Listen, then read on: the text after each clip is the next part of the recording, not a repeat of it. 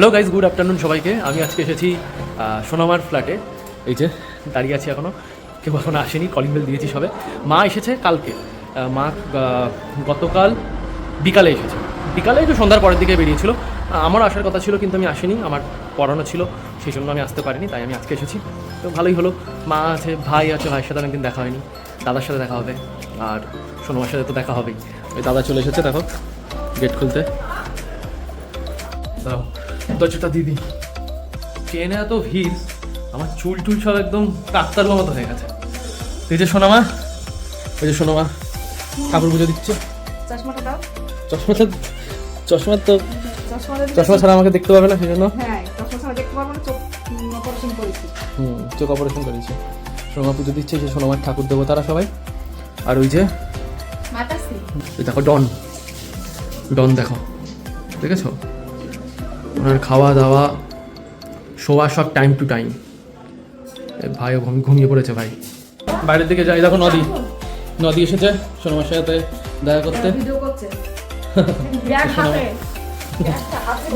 Udaipur station রোডে বেশ অনেকগুলোই স্ট্রিট ফুডের দোকান আছে, আর এগুলোতে বেচা কেনাও বেশ ভালোই হয় দেখি। আমি যে মোমো কাকুর দোকানে যাচ্ছি, তার দোকান হৃদয়পুর স্টেশন থেকে একটু দূরেই, মানবতা ক্লাবের ওখানে। মানবতা ক্লাবটা ছাড়িয়ে গেলেই একটা ফুলের দোকান পড়ে, ঠিক তার বিপরীতে। আসলে এই কাকু বেশ কয়েক বছর হয়েছে এখানেই দোকান নিয়েছেন। আগে টোটো করে বিক্রি করতেন, আর এত দূরে আসতে হতো না, স্টেশনের কাছেই তিনি বসতেন। হৃদয়পুর যাদের বাড়ি তারা এই কাকুকে ভালো করেই চেনেন। কাকুর মোমো তো খুবই ভালো, কিন্তু সব থেকে যেটা বিখ্যাত সেটা হলো স্যুপ। অনেকে শুধু মোমো না খেয়ে স্যুপ খেতেই আসেন। আমি নিজেও 1 প্লেট মোমো নিয়ে 3 কাপ স্যুপ খেয়েছি। আগে ওই কফির যে কাপগুলো হয় না, ওগুলোতেই স্যুপ দিতেন। 50 টাকায় 5 পিস মোমো আর স্যুপ। যদি কেউ শুধু স্যুপ খায় তাহলে 15 টাকা। মোমো ছাড়াও চিকেন পকোড়া, চিকেন কাবাব, ফিশ ফিঙ্গার, ফিশ কাটলেট ইত্যাদি তো আছেই। আমার তো আবার 1 প্লেট মোমোতে কিছুই হয় না, তাই একটা চিকেন কাবাব নিয়ে নিলাম। হ্যাঁ, এটাও কিন্তু বেশ ভালোই করেছে।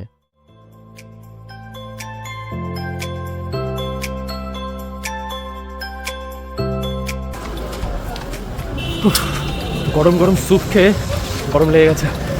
মোমো খেয়ে একটু স্টেশনের দিকে ঘুরতে গিয়েছিলাম, তো চোখে হঠাৎ করেই ফুচকার দোকান পড়লো। দেখে একটু লোভ লাগলো, তাই বাটি হাতে দাঁড়িয়ে পড়লাম।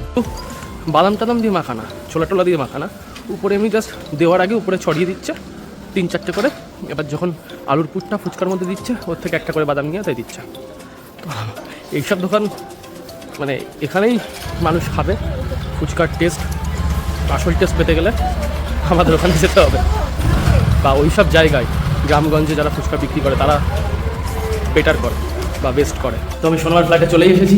আজকের মতো ব্লগটা এই পর্যন্ত। ভিডিওটি ভালো লাগলে অবশ্যই লাইক, কমেন্ট, শেয়ার করো। আর ফেসবুক থেকে দেখলে অবশ্যই আমার পেজটিকে ফলো করো, আর ইউটিউব থেকে দেখলে আমার চ্যানেলটি কমেন্ট সাবস্ক্রাইব করো। হয়েছে সোনামা, সোনামা টাটা করো। চলো টাটা, দেখা হবে আবার নেক্সট ব্লগে।